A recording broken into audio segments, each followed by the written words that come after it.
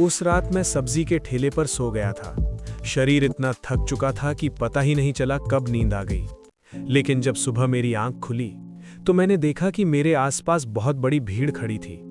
लोग मुझे ऐसे देख रहे थे जैसे मैं कोई अजीब चीज हूं। एक पल के लिए तो शर्म से मेरी नजरें झुक गईं। दिल के अंदर एक ही सवाल चल रहा था, क्या सच में मेरी जिंदगी अब ऐसी हो गई है? लेकिन अगले ही पल मैंने खुद को समझाया, नहीं, ये मेरी मजबूरी है, मेरी हार नहीं। और उसी पल मैंने उस शर्म को वहीं छोड़ दिया। फिर हम दोनों बस में बैठे और कश्मीरी गेट पहुंच गए। वहां जाकर हमने पकौड़ी खाई। काफी भूख लगी हुई थी, इसलिए वो छोटी सी प्लेट भी उस समय किसी दावत से कम नहीं लग रही थी। तभी वो भैया बोले, चल सुबह सुबह दारू पीते हैं। मैंने तुरंत मना कर दिया, नहीं, मैं सुबह सुबह दारू नहीं पीऊंगा।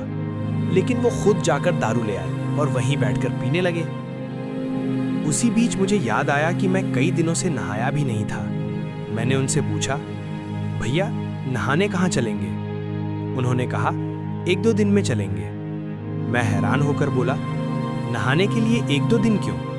तो वो बोले, नहाने के लिए कहीं बाहर जाना पड़ेगा। मुझे लगा शायद वो मजाक कर रहे हैं, इसलिए मैंने बात वहीं छोड़ दी। फिर हम खाना खाकर वापस स्टेशन के पास आकर सो गए। धीरे धीरे यही मेरी नई जिंदगी का रूटीन बन गया था। लेकिन उसी दौरान मेरे दिमाग में एक बात बार बार आती थी।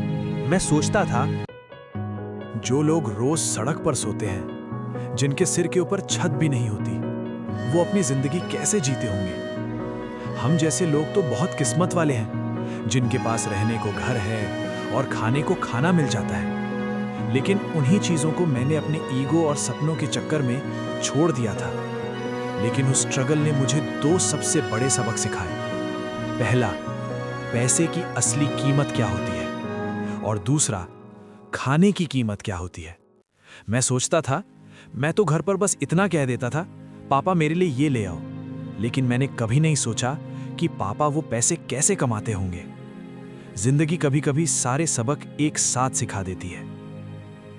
खैर, धीरे धीरे यही हमारा रूटीन बन गया। लेकिन एक दिक्कत थी, हमें काम नहीं मिल रहा था।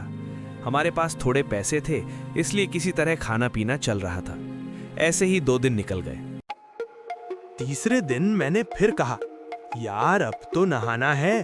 तभी भैया ने अचानक एक ट्रेन की तरफ इशारा किया और बोले, ये ट्रेन हरिद्वार जा रही है। मैंने कहा, अच्छा, लेकिन हमें क्या करना है?